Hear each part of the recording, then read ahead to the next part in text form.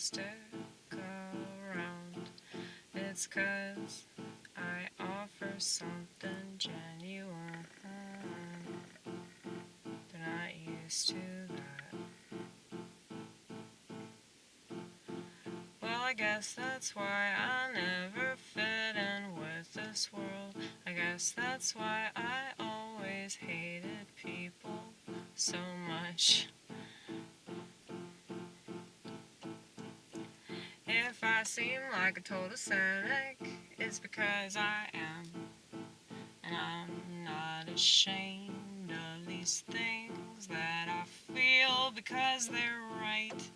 They're right. They're right.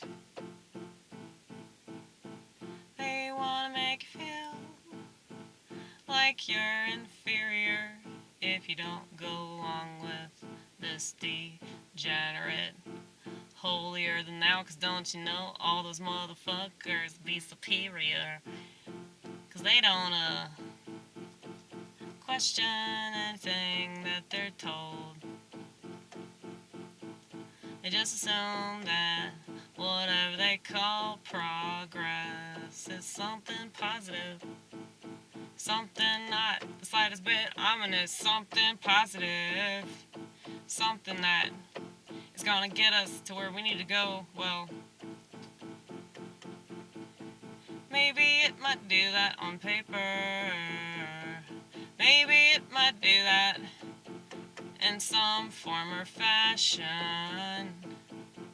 But in a way, much larger portion, it destroys everything that it touches. It destroys, it eats alive everything it touches. So I'm not a fan. I just do what I can with what I have. When I don't have, I try not to bemoan it, 'cause I still have so very much in. I get God's kingdom all to myself, 'cause everybody else is so out of touch with his world. You know, the one that he created. And I oftentimes wonder when I go outside and I smell the air, I'm wondering if that's really God's air. And I ask myself, am I just stupid? Am I just so toxic that I see the negative, I always see the negative, you always see the negative. And I don't want to be like that. And I wonder if that's the devil creeping in. Creeping in.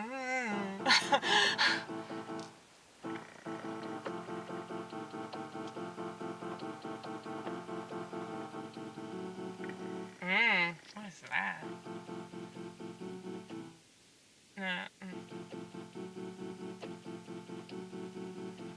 don't know if I like that.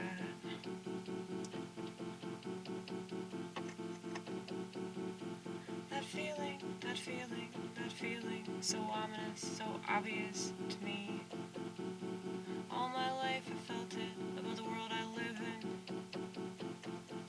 Was that the devil creeping in, creeping in, creeping in? Was he speaking directly to me?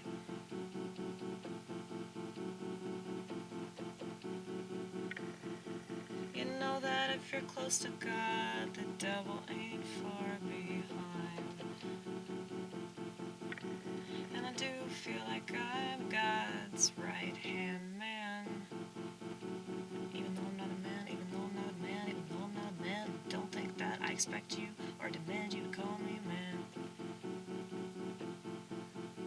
There's a specific part of Isaiah, I think it's chapter 4. Take away our shame, call us by your name. Remember what I'm talking about? Let's talk about how the women will demand to be treated as men. Take away our shame, call us by your name. Take us away, take away our shame, call us by your name. Take away our shame, call us by your name. And that's funny because you see women these days acting a lot like men, specifically bad men. So you complained about it before, but now you want to act just like them, so I just don't think you have awareness of anything, but that's okay, you're a woman. It's to be expected. Women don't have to take responsibility for anything. It's not expected by society. And that's why practically everyone you see is scum. Is scum. Is scum. Including me. Exactly. Exactly! The Lord was like, I'll show you scum. I'm kidding. That was Thelonious. That's my car. That's the name of my car. But yeah, I used to be scum. I used to steal shit all the time. I stole because I was playing a role, and I was very good at that.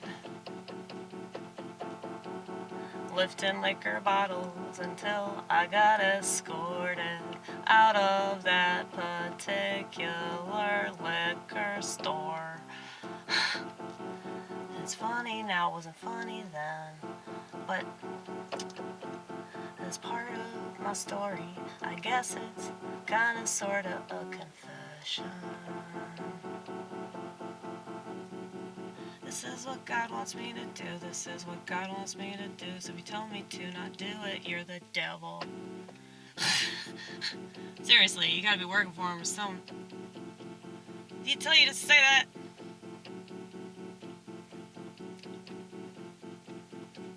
I think that things are in your head, but I think that things are outside of it. I think that things are in your head. I think that things are outside of it. I think that there are all kinds of realities that most people don't understand. They can't even understand the one. So let me explain it to them, 'cause I believe I'm coming from a completely different universe entirely, I'm sure. I'm more sure of this than I am any motherfucking thing else.